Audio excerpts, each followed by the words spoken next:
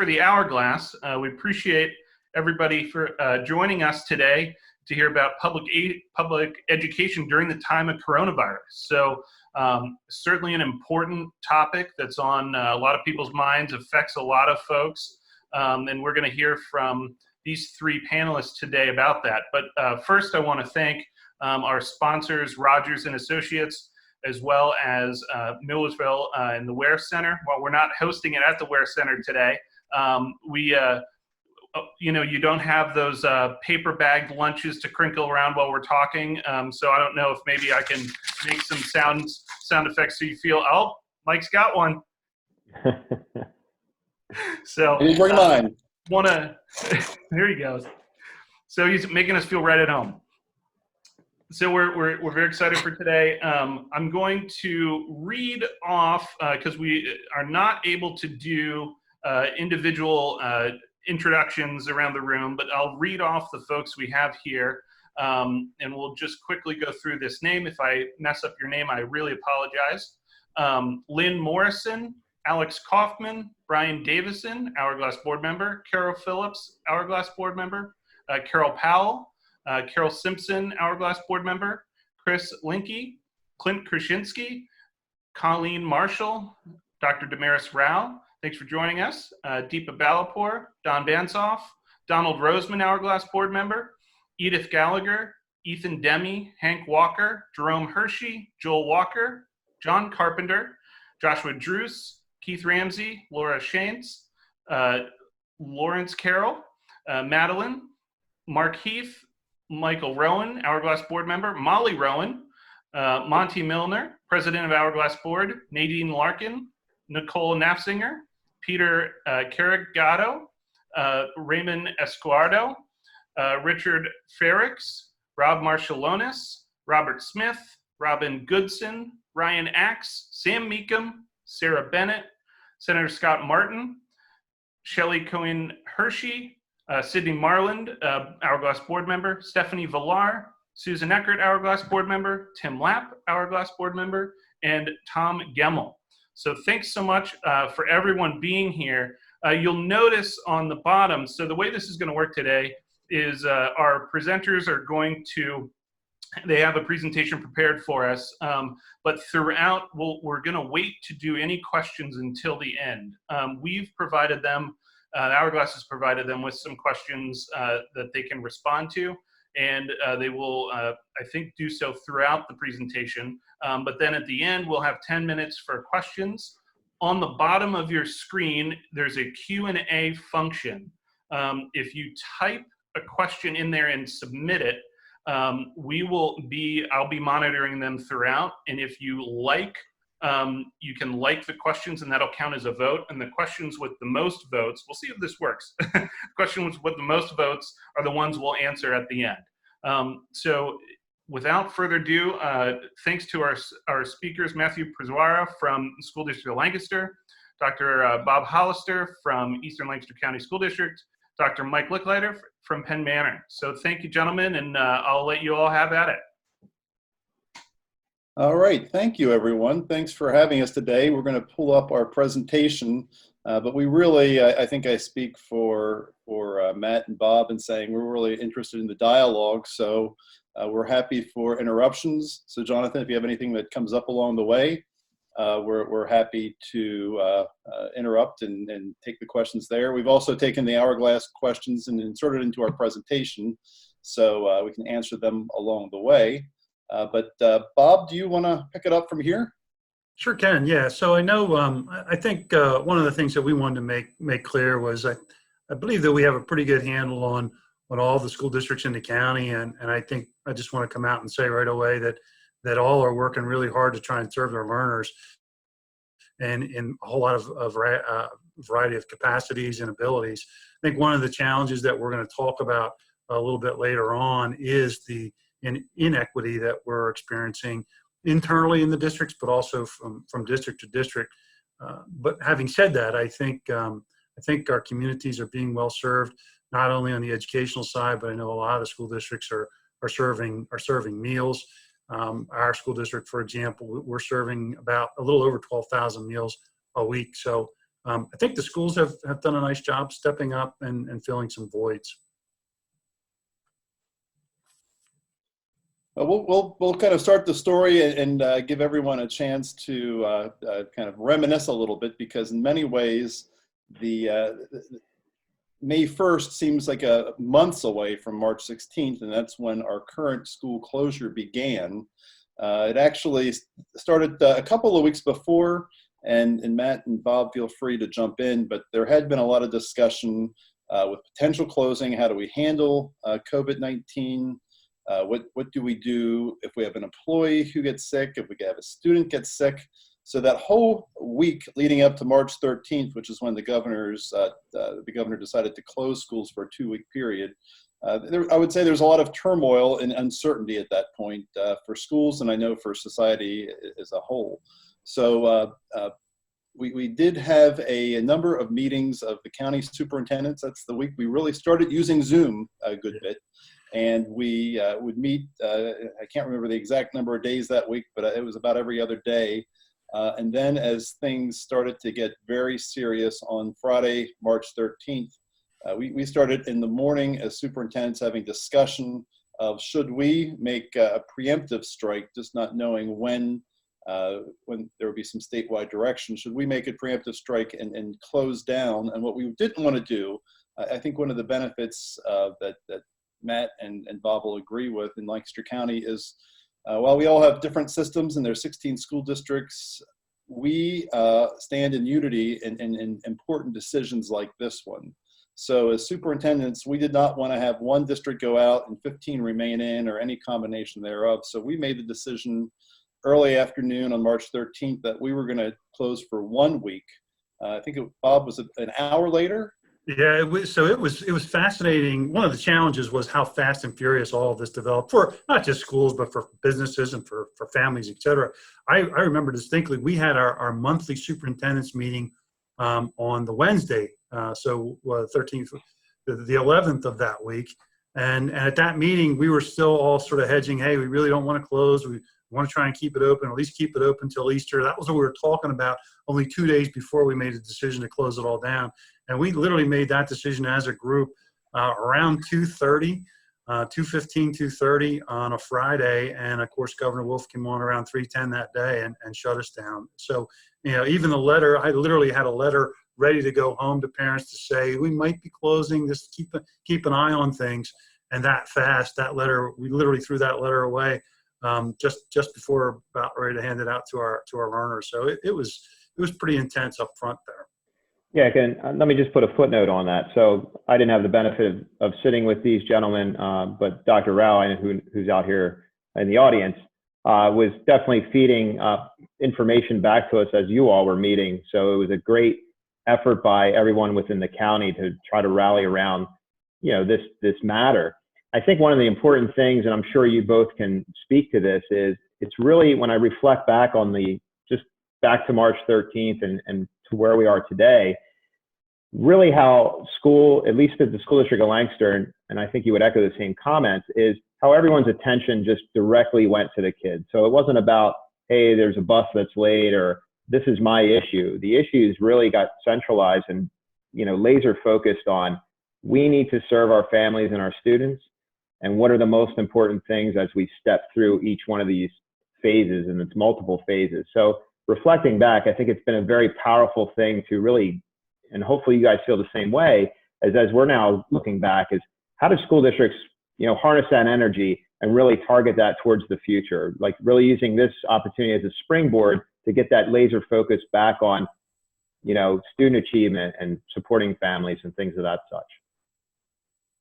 With that, Matt, do you want to talk? One of the first things with focus on students, one of the first things I know that the superintendents were concerned about that Friday is if we shut down for a week and then it became 2 weeks, what about our students who don't have that regular meal, who look to the school for the regular meal? And Matt, you probably would be a good person to start out this conversation. Yeah, I'll start us off. So that's actually the photo you see. That's at Cardin McRae Elementary School, right in the heart of the city of Lancaster.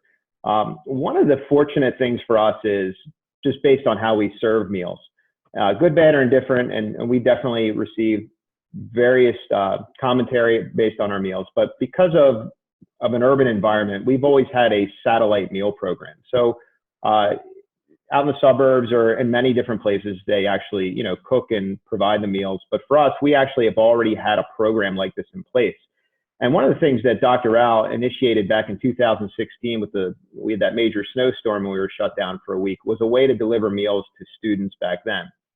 So for us, it was very much turnkey, except with all the various safety protocols that we had to put in place with social distancing. But in terms of us getting up and running, we rallied around this very quickly. We sort of had a playbook from 2016 when we had debriefed. So we had the supplies on hand, and this is not, I'm not, you know, tooting our own horn anyway. I think we were first out of the gates, and it's because of that, because we had already had like this type of program running. I think what's interesting, I think Mike said it, or Bob said it, is the number of meals that you all are serving now per week, which is actually, which is interesting because the school district of Lancaster, which has more students than the other districts in the county, we're not serving that many meals per week. And we actually were just debriefing on that and why is that for us? So why are not all families, you would expect that we're serving probably double that or triple that in a week, and we're not. We're probably serving actually a little bit less than that. But in terms of, so we're trying to identify, because I think there's a number of resources within the city where other families are going for the food. But in terms of getting this up and running, it was very turnkey for us. And I know all the other districts are doing it in various ways, from transporting food and so on and so forth. And then it was really amazing as we were trying to keep it within our food service staff as essential employees, just the amount of collaboration and folks wanting to volunteer. So again, everyone's focused on families and students. We really had a big rallying around how can other folks help that wanted to help now that they were sort of at home. So I'll pause there and turn the baton back to you all. I can jump in because we had the same kinds of questions. We have in the neighborhood of 40% free and reduced lunch district-wide. And one of our challenges, next to Selenco, we're the largest geographic district in the county with 110 square miles. So we reach roughly from Columbia Avenue on the western side of the city down towards the Buck. And that's a large area. We have students who come from a lot of means to students who are living in poverty. So we had an initial discussion that Friday afternoon, and we reached out to our bus companies. We knew that if we opened up sites for our kids, there's some schools we have that serve a large geographic rural area. There's no way they're going to be able to eat. So we reached out to our two bus companies, Schultz Transportation and Eschbach Transportation, who are both local companies, and they said, we'll be glad to help. So we put out word we needed some volunteers. We asked for teachers. Within 90 minutes, we had 100 volunteer teachers to go out and ride the buses to deliver meals on the routes. So since the closing, we've served about 80,000 meals, and I just pulled up the numbers. For the week of April 20th, we've served a total of 13,996 meals last week. So we really, it pulled together as a community. We had volunteers, teachers helping to do that, and we're very happy to be able to move forward. It's just one final comment on the food distribution, and I'll make in the comment only to plug the census, the updated census, because we had 10-year-old census data.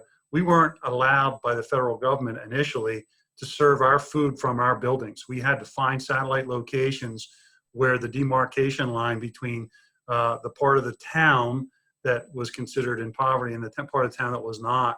And we actually had to find locations to put that food out. We've since gotten relief from the federal government, but they were just some of the examples of some of the little hurdles that popped up that we just didn't expect along the way.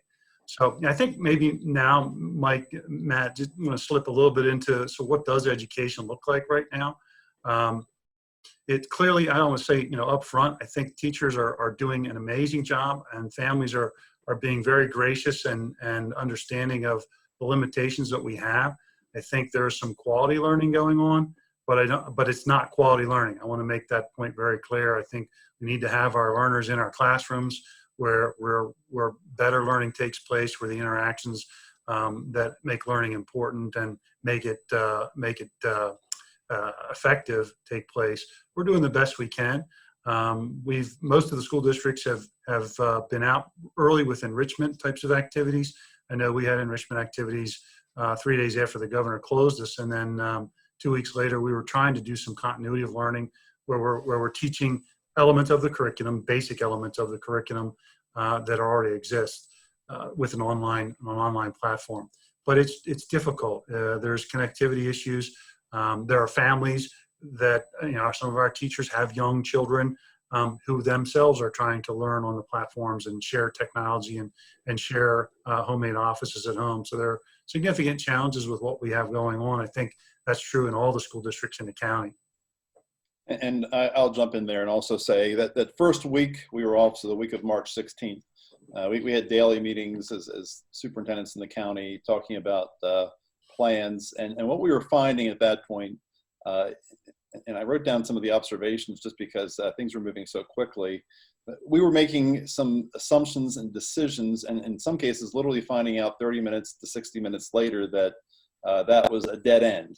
So there was a lot of challenges in that first week, and that's when I started saying to my team that we really need to plan one day at a time with a long-range outlook, with some goals long range, but it really at that point was one day at a time. I think, Bob, it was about that Friday when we all started going in the direction, and some people had in-services scheduled that week, but we all, towards that Friday, knew that we were going to have to deliver something beyond the 2-week closure. So for example, that second week in Penn Manor, I declared that we would have 3 days that would be Act 80 instructional days, which are in-service days.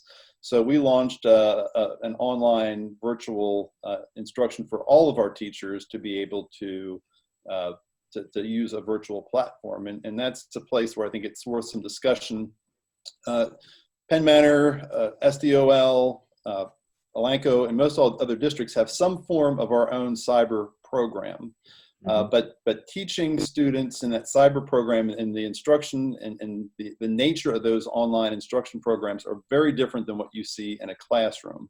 You really have to train teachers to, number one, use the tools in a different setting. So we're 1-to-1 grades 4 to 12, and our teachers have been in service on how to do that. But it's different when you have a student who's on a virtual platform in your classroom, and you're giving them instructions on how to access a particular area, maybe in reading instruction, when you're able to walk by their computer and point and say, this is where you want to go, versus teaching that instructor to be able to give very, very explicit directions when you're not seeing your student. In some cases, the courses we're offering and some of the instruction is synchronous, meaning there's face-to-face time between the student and the teacher. Other times it's asynchronous, meaning there's an assignment the teacher gives, students go and work on their own and then report back in. So while we all have the capability to deliver online instruction, there was a lot of work we had to do with our faculty to help them bridge that gap in the meantime. And I know there's other connectivity issues for Penn Manor. We had made a conscious decision. Our school board felt very strongly that 4 to 12 was where we wanted 1-to-1, that we didn't want to hand a laptop to a first grader for our own program. So we had to find ways to bridge that gap. And I know there were some challenges too from talking to Damaris Rao and SDOL with connectivity, if you want to jump in there, Matt. Yeah, definitely. And I think if there's any time where one size does not fit all, it's definitely during this time that you see, and I know you two are going to bring up the equity matter. Equity now is broader in scope, I think, than any other time in terms of this distance learning or this planned instruction. But yeah, similar issues. But again, one of the, I think a silver lining on this is, although we were trying to finance our technology plan to have more devices available for students, we're able now to accelerate this as we're trying to, bridge that gap where having access for all students. And we're finding some creative ways to fund that for the future. Now, the back end of that is people are learning on the fly instead of being able to have designated training. So they're going to be picking up some skills as we move through this. And then however we move into next school year, whenever that may look the same or look different, I know you're all going to talk a little bit about that, but there are definite challenges. And I think we've built the bridges. I don't think all the bridges are completely there yet to get to the other side, but we have a great network of teachers and other supports within schools that are constantly connecting with families to see where are those gaps, how do we help fill those gaps. and really looking for all those additional services that students need to succeed in the normal brick and mortar, but now how do they try to succeed to the extent possible through this planned instruction phase. So it's been a unique challenge, but I think, and I know we're going to talk about it, but I think there's some opportunities that are come out of this challenge for all of us, and how do we expand and change the landscape of education for the future, for the best and to get better. Yeah, Bob, if you want to pick up that next slide, but I do want to give a clarification. I know sometimes as educators we speak in educational ease. So when we talk about enrichment, what we're talking about is taking that lesson that you taught the child yesterday and giving them some things to extend that learning, to build on what they learned on that concept. So, if you're talking about the Constitutional Convention, you may give them some activities about some of the signers and some of the various issues. Planned instruction is taking what we did yesterday and providing a new lesson today, tomorrow. So when we use the term enrichment versus planned instruction, that's what we're talking about. Yeah. Thanks for that clarification, Mike. I think I always want to use that term. I want to play off something Matt had just said. There are some positives to this. I had mentioned previously on another interview, the professional developments that's taking place is unprecedented among the teachers, sharing with one another. One finds a resource and contacts another. The support they're giving one another. When we went into this, certain teachers had a propensity and an affinity for this kind of learning, so they were naturally better at it and more equipped.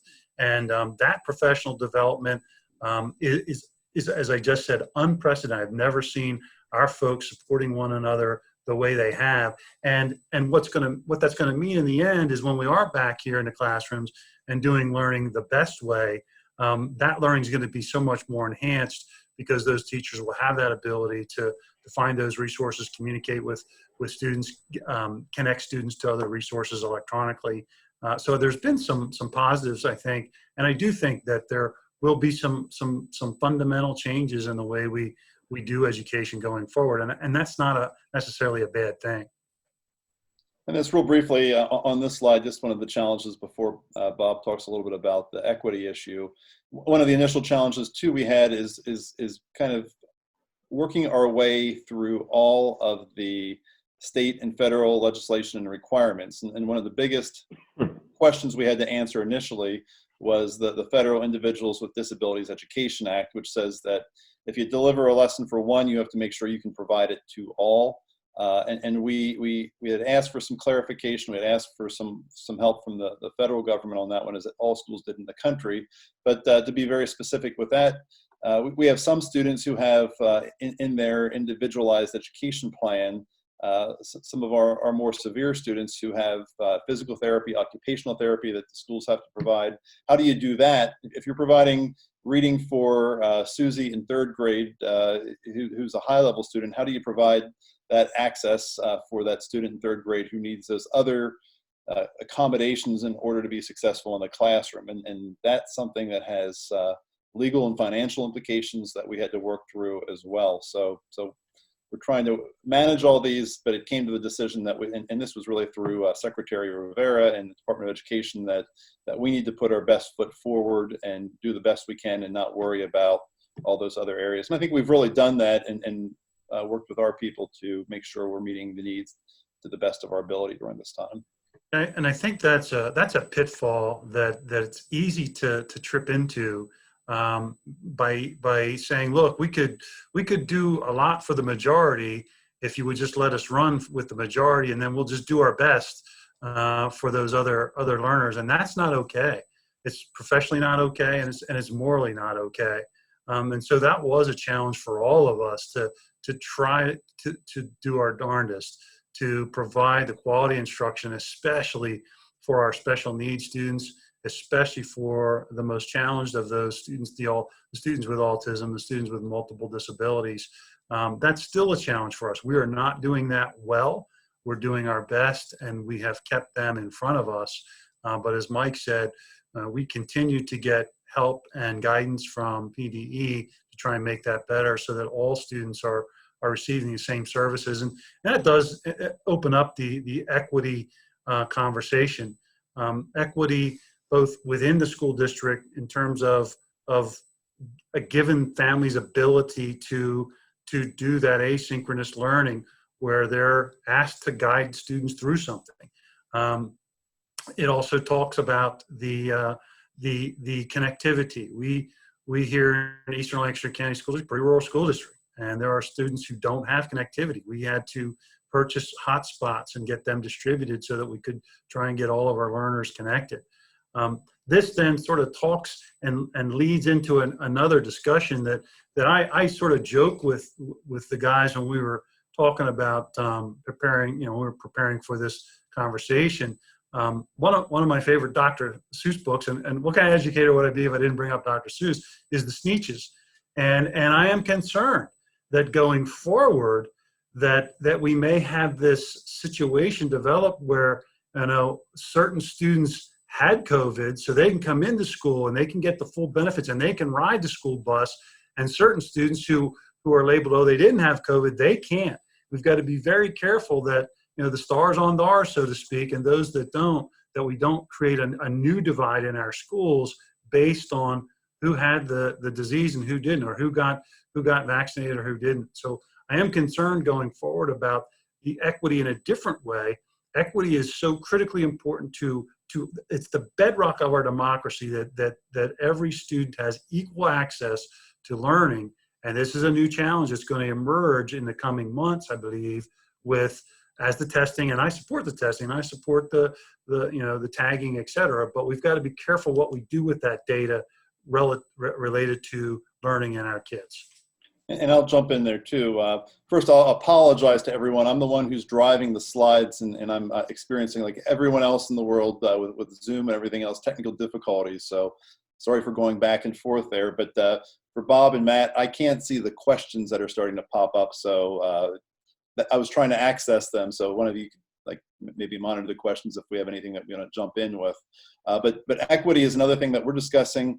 We had a conversation with our school board 2 weeks ago. We have another conversation on Monday night about part of the issues with how we assess students. And I know that's something that every district is struggling with, not just in Lancaster County, but if I've been doing a lot of reading across the nation. So how do you grade students? We've been told that we can't penalize a student for this marking period during COVID-19. So for example, in Penn Manor, we're on a block schedule. So we have the ability to double up. So students have, instead of a 45-minute class for the whole year, we have 90-minute classes for a semester. So they have, we can't penalize students for half of that semester. So do we give them a final grade or don't we? Do we give them pass, fail? Do we count that towards weighting? I've heard from parents who are concerned that if we give students a weighting and credit and grades, that it'll hurt some of the students who aren't able, kind of the sneech without the star. If we don't do that, then I hear that people are concerned that we're penalizing kids as they go into college. So that's one of the debates that we have right now. But to make it kind of very practical, I was having a conversation last week with actually our advanced placement teacher, who was a finalist for Pennsylvania Teacher of the Year in 2019. She's a phenomenal teacher. And I thought of any teacher, she would have the highest percentage participation in her class because she has advanced placement students and she's just so dynamic in the classroom. And she said, Mike, I'm getting between 50 and 60% of my students, but I'll tell you the challenge. And she talked about one of the students who, a top level student whose both parents lost a job. He has gone out to get a job to help parents meet their bills. He's not doing the work. So if we give students credit and a grade in the end, and he was one who was kind of a below, it could put him at a disadvantage with his other students. So there's just so many issues. They're not easy. I've said to our school board that we have made more monumental decisions in such a compressed time frame that we would normally debate and get input on from parents and school board and administrators and students over months, if not years. And we're making those decisions, in some cases, the first 4 weeks almost daily. Mike, that's a great example of why we can't hold students accountable for their learning. There are just too many variables, including the skill set of the teacher involved. We've got to consider all of those things, the family dynamics. And so I think it again talks to the equity issue, and it's unpredictable. We can't predetermine who may be successful or not successful in this venue. So I think it really speaks well to why we're not issuing grades across the board. I don't know a school district that is holding students accountable with normalized grading. Jonathan, there's two questions right now that relate to just kind of school operations. Do you want to address those now, or? Sure, we can, absolutely. So And then because the next couple of slides, I believe, are about the money. So yep, that'll take me about 10 minutes to get through. That sounds great. So Artman asks, Sweden closed universities and high schools, but kept the elementary and middle schools open with almost no infection issues. Have we made a judgment error in shutting our schools? That's a tough one, Art. And what I can share, I have a former student who's now a teacher in School District of Philadelphia, and I was talking with him on Monday. He lives in Cheltenham, and what he shared is from the Southeast, Montgomery County closed before Philadelphia City did, and he said, and it's something now that I've read on, that Philadelphia had to shut down, not because of student issues and spread issues, but because Montgomery County shut down, and it impacted the workers, so they weren't able to get the teachers and support staff in the building, which really led to a quicker closure for them. So I think that's hard. At this point, I think it's important for our government to give us those general directions. I know it's not easy for Governor Wolf, and I think it's important for our legislature to give the pushback and ask the tough questions to make sure we're going in the correct direction. Secretary Rivera has talked to warn us that we want to hope for the best but prepare for the worst in August. We're 4 months away from our opening for 2020, 2021. But I think we do need to start considering those questions moving into the new school year. Bob, do you have any thoughts on that? I think history will tell us what the correct answer is to that question. I don't think we know right now, Art. I think there was so many unknowns. It seemed prudent to do what we did. Mike mentioned some of the other reasons too. I don't know that students would have shown up from some families, and certainly some teachers may have not have come in either. So I think it was prudent given the information we had at the time. History will tell whether it was the right decision or not. The next question we have is from Ethan Demi of Demi Learning. In Lancaster, 20 to 25% of school-age students aren't enrolled in the public school system. What is the potential impact on the public school system in Lancaster if private schools are closed or see significant reduction in enrollment due to COVID-19? Public schools could see 5 to 10% increase in enrollment without corresponding local revenues. So we could, and the contrary to that is we could also see a loss in enrollment based on, so let's say if a family is actually doing well with this environment and they say, hey, this makes sense for us now, maybe I'll make the choice to go to a cyber charter, for example. So, or we also might see families that, let's say we do return in August as normal. We may see families that may not feel safe that they're going to come. So how that gets back to what Mike said about those internal virtual programs that all of us have, and how do we flex them in a way that balances enrollment, balances class sizes, balances our staffing ratios for all those different things. So there's a lot of challenges, but to kind of answer that question, I mean, if all those students show up, we have to take them, and we're not going to get any state revenue, maybe, depending on how the formula works and if they can fund it, for almost 2 years later based on that enrollment shift. So we're going to, I guess these guys would say the same thing. If they show up, we have to educate them and enroll them in our programs, and then we'll have to make accommodations. If they, we're probably a little more fortunate because we have multiple schools that we could, if kids are coming in the same grade, we can spread them out amongst different schools if needed to accommodate that without maybe possibly adding additional staff. It might not be the same for Penn, Manor, and Elanco, where they have less schools and they might see more of an impact directly within one or two buildings. Great point, Ethan. Thank you for bringing that up. Yep. So Tim, I see your question here, but I think that it will be answered throughout this presentation, and if not, we'll get it toward the end. So hold on here. Gentlemen, I'll kick it back to you. Are you advancing that, Mike? So we have like 3 slides on kind of overall budget stuff. And the way we put this information together is we just didn't want to focus on our 3 school districts. We really wanted to focus on the countywide impact as we were speaking to our audience here today. So really just to orient you to what this slide is telling you, it's really just looking at our local challenges in terms of local revenues and those big line item local revenues for school districts. So you can see each of those different line items and then the percentage change that we're projecting, and then the total dollar value on that categorical line item for Lancaster County, and that would include just the school districts. So when you really look at earned income taxes, we're all having varied projections on that. And I know there was an article this week published by the Pennsylvania Association of School Business Officials of where these numbers are taken from. They're expecting a 17.25% drop in earned income taxes. So for Lancaster County, that's over $13 million. And really the big driver of that is unemployment.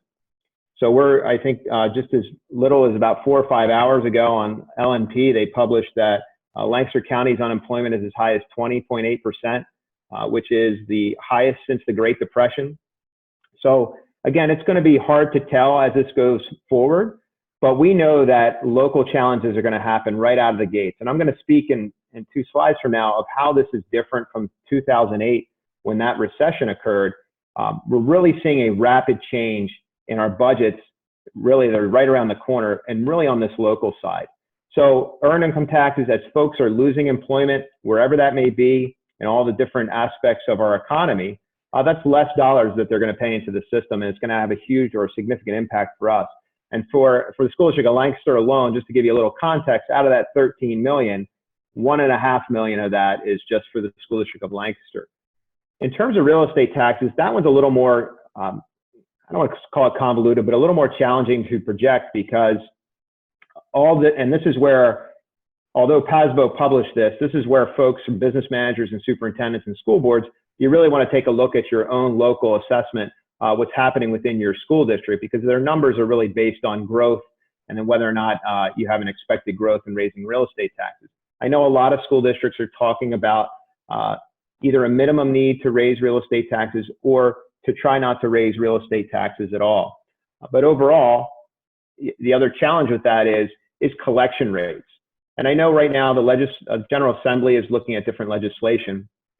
But one of the challenges as we're trying to project how that legislation, if they shift the payment dates or whether they freeze taxes, what have you, one of the challenges is we just don't know what our collection rates are going to drop to.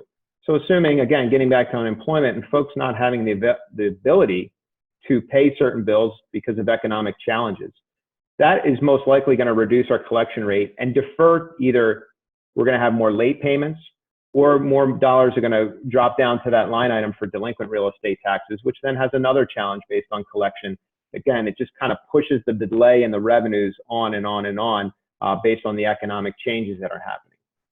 In terms of transfer taxes, which is another one, again, all different in each school district, is looking at a 35% drop. And again, that's a projection. So over $4.5 million for the county. And recent reports and US reports are saying just from February to March, there was a 13.5% drop in home sales. So all those changes in properties and how that generates those taxes as things are not able to move based on the economy. So we should expect that downturn in our collections on those transfer taxes until such time the economy picks up in whatever way it does. Now, this one's a little more similar to back to 2008 because that was a mortgage crisis that, there's a lot of things that happened, but that was one of the focal points.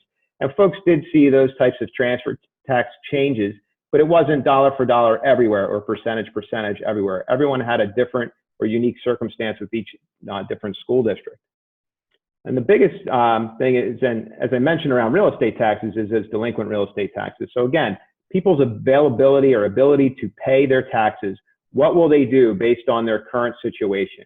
Will they either delay their payments, not pay at all, and because they just can't? We just don't know, and we can make assumptions based on that. But again, we anticipate collection rates on current real estate taxes will decrease, moving people from anywhere from 97 to 96% collection rate down to the 95s, 94s, and 93s. And then again, if people don't even pay that, it does go to that other line item, and then there's a long period of time before those revenues are recaptured. And then investment earnings probably hits not only school districts, but everyone's seeing this. So as the Fed cut rates very quickly at the beginning of March, we're back to where we were in those 2008 levels again, where as folks were starting to accrue interest earnings or investment earnings, over the last couple of years as rates started to tweak up, we've immediately seen them plummeted, and they're probably going to stay there for quite some time. So I remember showing a slide for the school district of Lancaster many years ago where we used to get well over $1 million in investment earnings.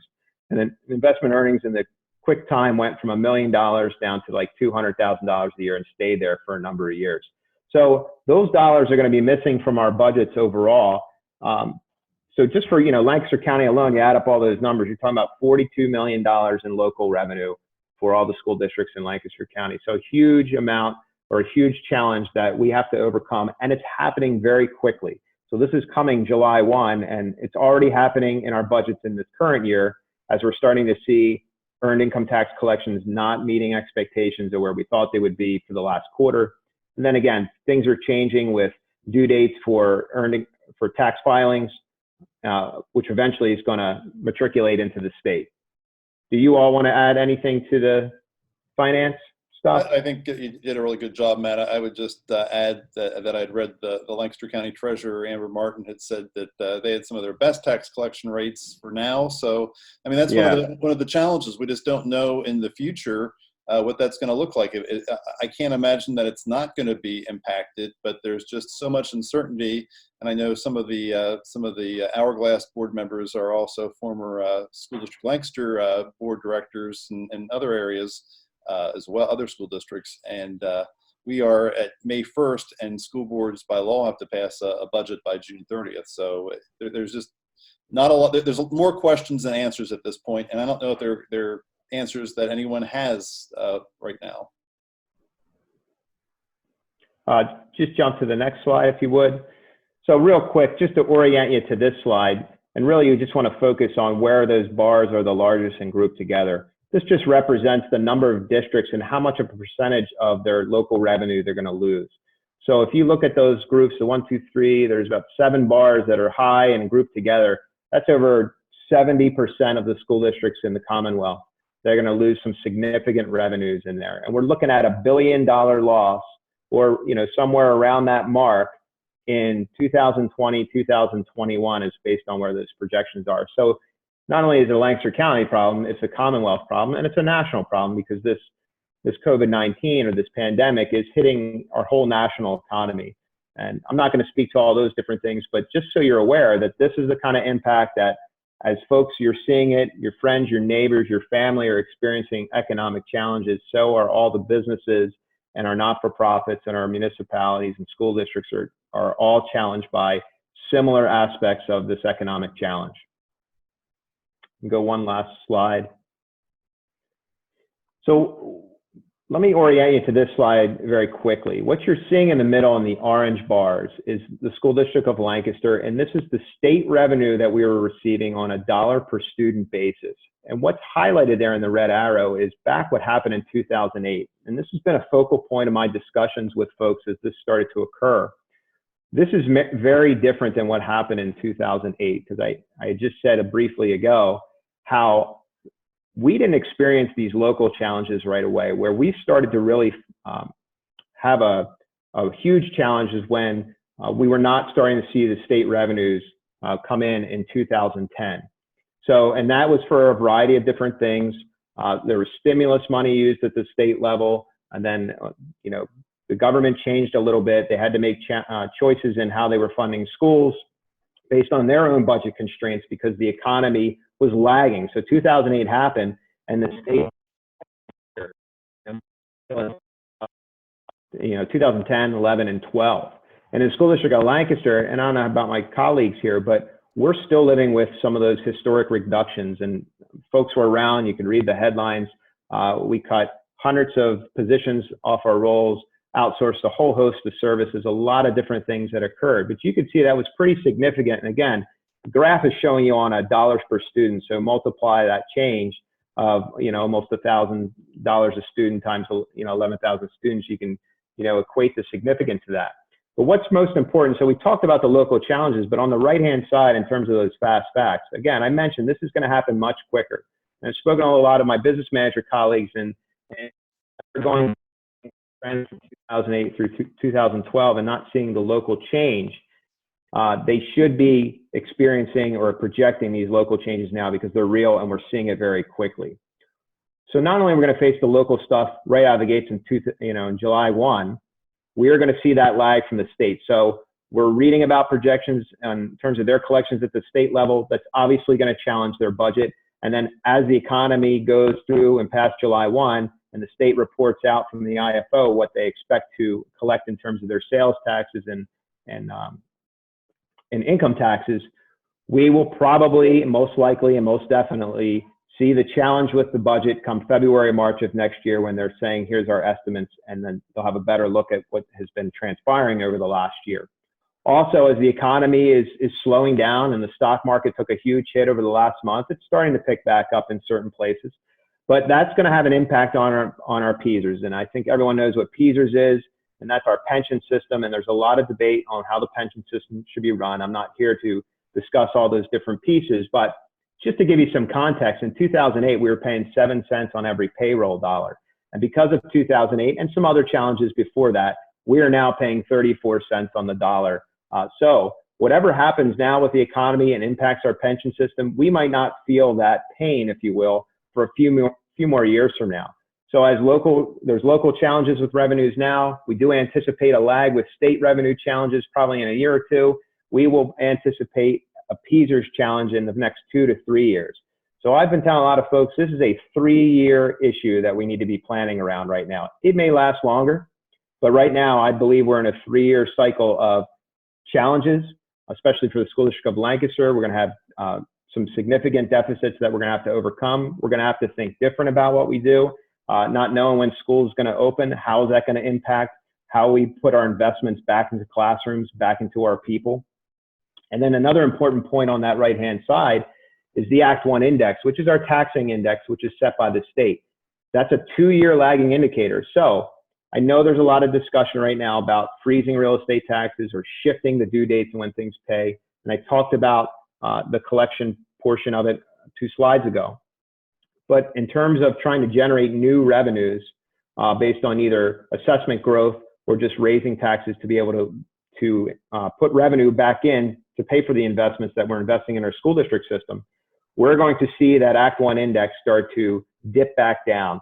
And there's a slide I show for my school board and for the community that shows the sharp spike in 2011 and 2012 where the Act 1 index just shoots straight down towards the floor. And we should expect that to happen as well. So not only do we have these challenges that are real, but the ability to be able to make up from some of these challenges now in the future in the form of real estate taxes is going to be very challenged as well. And then just on a cost standpoint, they did talk about sort of the compliance issues a couple slides ago, but as we're not able to deliver special education services, for example, to students now, we're going to have to make that up in some way. So we may have some compensatory education that we're going to need to be accounting for when and if we start up school on time. And those are some additional mandated costs that we have to build back in our budget to make sure we can account for that. And then I did speak to, when the question came up about enrollment, that last bullet point just says, we don't know how enrollment will shift, whether students will leave our district for maybe a cyber program or leave for other districts, whatever that might be. But also, will families be ready to come back even when we're supposed to come back? And how do we balance that within our own virtual program so we can maintain students that live in the district? So a lot of different and some unique challenges that we want to start to plan for and get ready for on the back, with all these financial challenges, really riding up on our back the whole time, kind of staring us in the face saying, how are you going to do this when you have these challenges out there? So a lot of different challenges. They're going to be unique for each school district. But I just wanted to point out some of those specific bullet points so folks can really wrap their head around what's happening with school districts. And I'll just jump in there and say that Matt commented about how we're still kind of digging our way out of that last recession. And that's very true. In fact, we had a budget workshop with our board in February before this really hit us. We shared some numbers related to our average class sizes, our expenditures, and we all, just because we're all relying on property taxes, we all have different levels of industry and commercial properties in our district. Penn Manor is mainly residential. So when you look at our expenditures, there was a report put out yearly by the Department of Education. Penn Manor ranks 413 out of the 500 districts. So one being the highest funded per expenditures per average daily membership. So I think we do a very good job on a very tight budget as it is when we come in 413 out of 500 districts. So finding further ways to cut in a time when many of our services are mandated is very challenging. All right, so we are going to move to the question and answer session portion of this presentation. If you have a question for our panelists, please enter it in the Q&A function on the bottom of your screen, and we will try to get to as many of those as possible. Tim Lapp from our board submitted a question, and I'm going to ask that for him. So some estimates indicate that we might be dealing with the virus as far into the future as the summer of 2021. We will certainly have to get creative. What are some of the innovations in education that will allow us to operate in this uncertain climate in August of 2020 and well into the future? How can we ensure the safety of both students and faculty? Should there be restrictions on who can teach? Also, Tim says he's very happy that all the school districts are working together on these items. It's a good question, Tim. I think it's unknown. I like what Mike said earlier. You know, in the past, we would assemble task force and committees to make decisions and take months and sometimes even years to make a fundamental shift in some of our programming or structure. And now we're doing that and sometimes in single phone calls or single meetings. So I do think there's going to be some pretty a need to be agile with our organizations and respond to what the current data is out there. I think it's going to look very different for at least a year. And I don't think we know what that looks like today. Bob and I were talking earlier today, and we both agreed that there's also a lot of benefits and innovation that comes out of this. You know, Matt, Bob, and I were talking about meetings, and while we're very excited to get away from all the Zoom meetings we're doing, there's a benefit to them, and we have a whole population now who has used them. You know, I was commenting to Jonathan the number of people that I've seen in past at in-person forums, and Jonathan was saying, yes, there's some people who can't take that travel time, but can get to the meetings. We can do that with teachers. Another area, the state extended on a permanent basis something called flexible instruction days. They're better known as cyber snow days. Again, that was something all the Lancaster County superintendents talked about last September. We decided, we all independently decided that there were too many hurdles with special education and those equity issues. I think now we took a poll earlier this week, and I think everyone's looking at working on an application and talking to our board about it. So that's another innovation that I think we'll be able to make better use of the technology on more of a hybrid in-person and electronic approach. So follow-up question to that is there possibility that there will be a hybrid approach to education where some students attend school in school and some are taught online? Determining who could attend in school might be figured out through a variety of factors, including age of members of the household, pre-existing conditions, and access to internet and internet-capable devices. Yeah, I think, again, as I said earlier, I think we're open to all possibilities. I'd like to say nothing's impossible, but I also will throw a caution out there. We've got to be very careful that we don't discriminate because of some of those same variables. But the whole idea of a hybrid learning and a combination, that's been on the books. Many of the school districts, I know Penn Manor for sure. I know for us here for sure have been doing those kinds of things. We've been looking at 24/7 learning. We've been looking at sort of A/B schedules already, tinkering with that idea. So I think there's some reasons to, mothers and necessity of invention. I think there's going to be some new things that emerge out of this that we're going to go, hey, that's a good thing. Just don't know what they are yet. Right. We have, Mike, were you going to talk? No, go ahead. Okay, we've got two questions here. One from Dr. Carroll, Lawrence Carroll. Can you speak to the added district expenses and the erroneous idea that districts are saving money this year? Matt, do you want to jump into that one?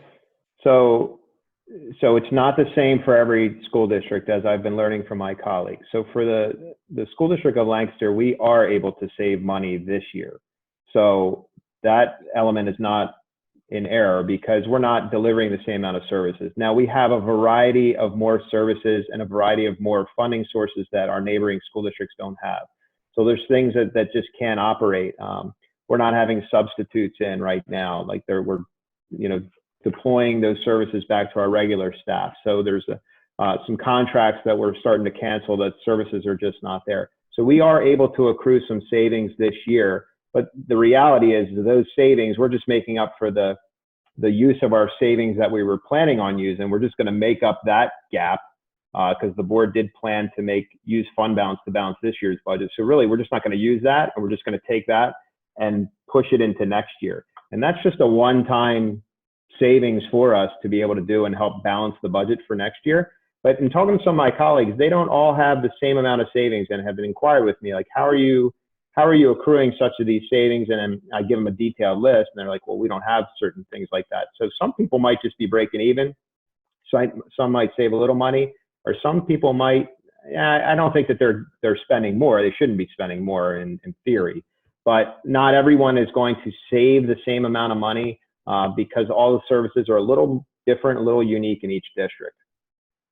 But again, we're not going to take that and sit on it. We're going to take that and push it into the next year to help, where we're already projecting to fall short, as well as looking how do we balance the needs of our taxpayers against what we're already taxing them with. Okay, and then Monty Milner, president of Hourglass Board, has a question. Should the state consider a substantial reduction of required PSERS payments for 20 to 21? It's outside of your control, but I have very strong opinions on that, and I'll jump in. I was a brand new superintendent in 2009 and was interviewed by the newspaper about this. So I did a lot of work, and I've tried to make it one of my issues over the years. And that's how I know Monty, I think through the initial issues we had with the pension system and some early Hourglass work. And I would give my opinion as an emphatic no. We still have a $50 billion, it's a tough one for school districts, but I'd say please don't tinker with PSERS again. Back to 2001, that's when legislation was passed in the General Assembly to increase pension payments for legislators, school employees, and state employees. That was half of the problem that we've gotten ourselves into. At that point, the system was overfunded. In 2001, I remember my predecessor asking our state senator at the time, was this a wise decision? And he said, oh, there's plenty of money in the account. So I have some very early memories of that. But then the other problem with what compounded the issue in the current unfunded liability is the bursting of the tech bubble in the early 2000s, the recession, and keeping that rate artificially low, and then doing the same thing during the last recession, keeping it artificially low. We went from my first year as superintendent, our pension payment was about $1.4 million for our entire district. It was about, I think, 4% that year. Now, Matt can give you the exact amount, but I think we're at the 34%. So my budget has gone, since I've been superintendent, from 1.4 million for pension to about 12 million. So I would say we can't afford to compound the issue. We're just going to have to find ways to pay it and look at other creative ways. But I think keeping it, messing with those rates is a bad decision. all right, gentlemen, thanks so much for taking time today to present. This was very educational, no pun intended, but a very educational forum. Appreciate you all being here. And Our pleasure.